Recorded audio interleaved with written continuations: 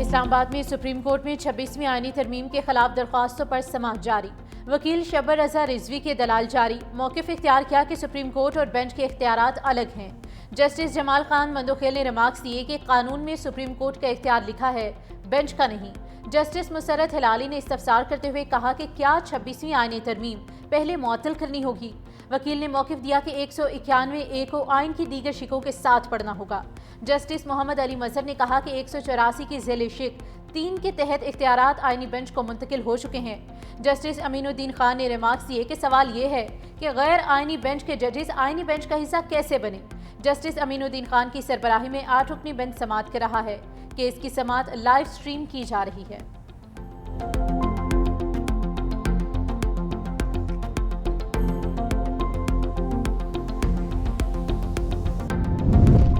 Nawaz Sharif I T C T منصوبے کے plots کی فروخت سے حاصل ہونے والی آمدن کی تفصیلات سامنے آ گئی۔ 57 ارب روپے کی آمدن حاصل ہوئی۔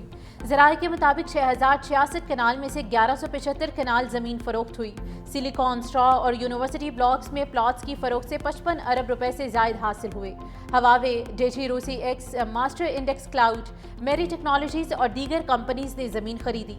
منصوبے پر 4 ارب 31 کروڑ کے ترقیاتی اخراجات، جبکہ 50 ارب روپے آئندہ برسوں میں قسطوں کی صورت وصول ہوں گے۔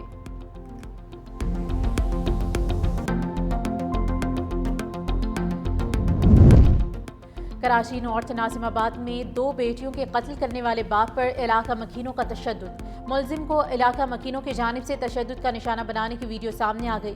ویڈیو میں مشتعل لوگوں کو قاتل باپ کو تشدد کا نشانہ بناتے دیکھا جا سکتا ہے۔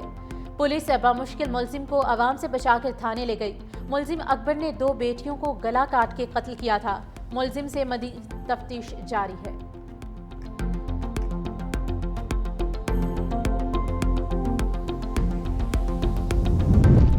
لاہور کی سڑکوں پر موت کا کھیل جاری، ویلرز بے لگام۔ لاہور میں لڑکی کے ساتھ موٹر سائیکل سوار کی ون ویلنگ کی ویڈیو وائرل۔ موٹر سائیکل سواروں کو کنار روڈ پر ون ویلنگ کرتے دیکھا جا سکتا ہے۔ سٹی ٹریفک پولیس اور مقامی پولیس تاحال ویلنگ کرنے والے جوڑے کا سراغ نہ لگا سکی۔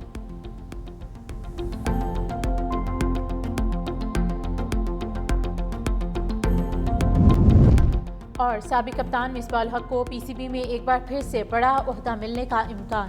ذرائع کے مطابق چند روز قبل ہٹائے گئے ڈائریکٹر کرکٹ آپریشنز عثمان واہلہ کی جگہ مصباح الحق کو لگائے جانے کا امکان ہے۔ پاکستان کرکٹ بورڈ نے چند دن پہلے ڈائریکٹر کرکٹ آپریشنز انٹرنیشنل کے لیے اشتہار دیا تھا۔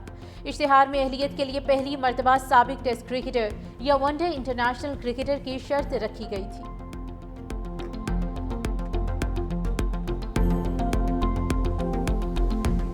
ایک لولا لنگڑا بلدیاتی نظام اس شہر پہ، اس پورے صوبے میں امپوز کیا جا رہا تھا۔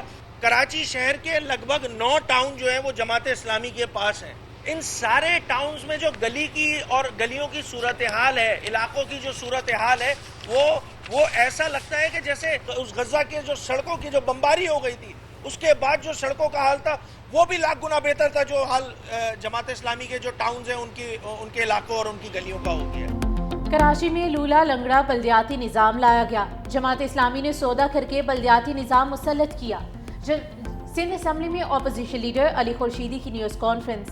کہا کراچی کے 9 ٹاؤنز جماعت اسلامی کے پاس ہیں، جہاں سڑکوں کی حالت غزہ سے زیادہ ابتر ہو چکی۔ جماعت اسلامی فرسٹریشن کا شکار ہے۔ غزہ میں امن ہوا تو ان کے چندے کے ڈبے بند ہو گئے۔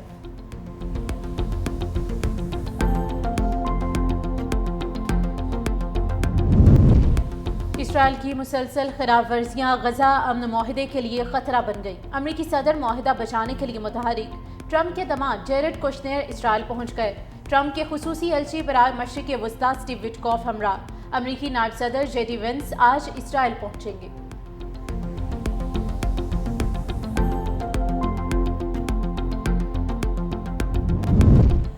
اسرائیل کے جنگ بندی معاہدے کے باوجود وحشیانہ حملے 45 فلسطینی شہید۔ فلسطینی تنظیم حماس نے ایک اور اسرائیلی یرغمالی کی لاش اسرائیلی حکام کے سپرد کر دی۔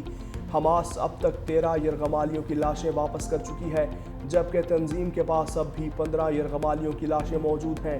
اسرائیلی حکام نے حماس سے مطالبہ کیا ہے کہ وہ باقی لاشوں کو بھی جلد از جلد واپس کرے۔ امریکہ کے صدر ڈونلڈ ٹرمپ نے اپنی سرکاری رہائش کا وائٹ ہاؤس کا ایک حصہ گروا دیا۔ یہاں ملبہ ہٹا کر شایان شان بال روم بنایا جائے گا۔ صدر ٹرمپ کا کہنا ہے کہ وائٹ ہاؤس کا موجودہ مرکزی حصہ توڑا نہیں جائے گا، بال روم میں بڑی تعداد میں لوگوں کو ڈنر دیا جائے گا۔ تاہم امریکی میڈیا کے مطابق جس بڑے پیمانے پر تعمیر کا منصوبہ بنایا گیا ہے اس سے اندازہ کیا جا سکتا ہے کہ مرکزی عمارت بھی متاثر ہوگی۔ کینیڈا کی اشوا مسجد کے بانی رکن کے قتل میں مبینہ طور پر بیٹا ملوث نکلا۔ مسجد کے باہر قتل ہونے والے 80 سالہ ابراہیم بالا کا 42 سالہ بیٹا سہیب بالا گرفتار۔ قتل کا واقعہ 16 اکتوبر کو پیش آیا تھا، تاہم قتل کے محرکات کے بارے میں کوئی تفصیل جاری نہیں کی گئی۔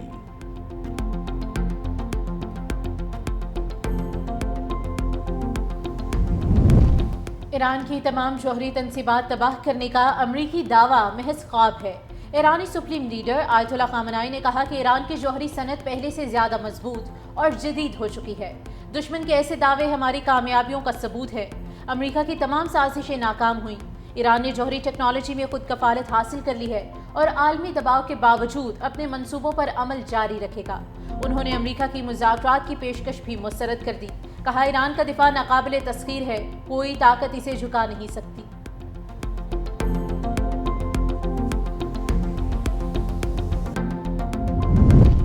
امریکہ میں طیارہ گھنے جنگل میں گر کر تباہ، باپ اور 2 بیٹیاں ہلاک۔ اڑان کے کچھ دیر بعد ہی جہاز کا رابطہ کنٹرول ٹاور سے منقطع ہوا۔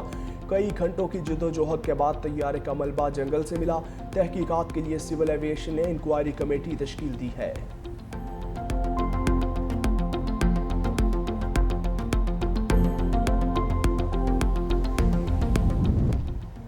روس کا ایران سے تعاون کو مزید وسعت دینے کا اعلان۔ کرملن کے ترجمان دمیٹری پیسکوف کے مطابق ایران روس کا قریبی شراکت دار ہے۔ دونوں ممالک کے تعلقات انتہائی تیزی سے ترقی کر رہے ہیں۔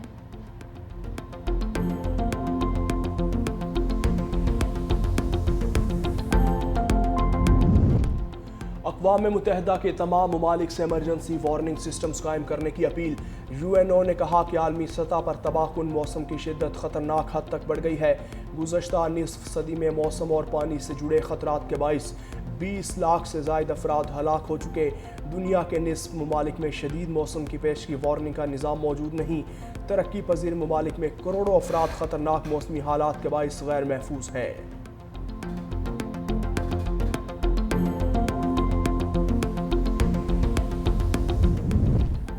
بھارت میں چائے والے کے گھر سے 1 کروڑ روپے نقدی، سونا، چاندی اور لگژری گاڑی برآمد۔ بھارتی ریاست بہار میں پولیس نے سائبر فراڈ نیٹ ورک کا معلوم ہونے کے بعد گوپال گنج میں چھاپہ مارا۔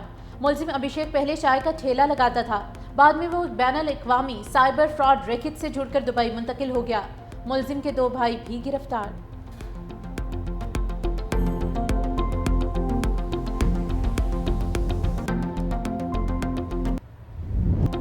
رضوان کپتانی سے محروم شاہین آفریدی قومی ون ڈے ٹیم کے نئے کپتان۔ قومی سلیکشن کمیٹی کا اسلام آباد میں اجلاس۔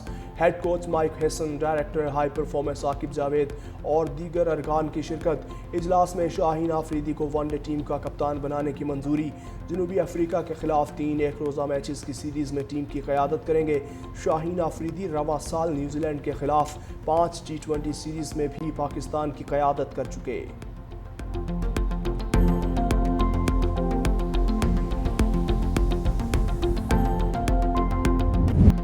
راولپنڈی ٹیسٹ کا آج دوسرا روز، دوسرے دن کا کھیل جاری۔ قومی ٹیم جنوبی افریقہ کے خلاف پہلی اننگز میں 333 رنز بنا کر آؤٹ ہو گئی۔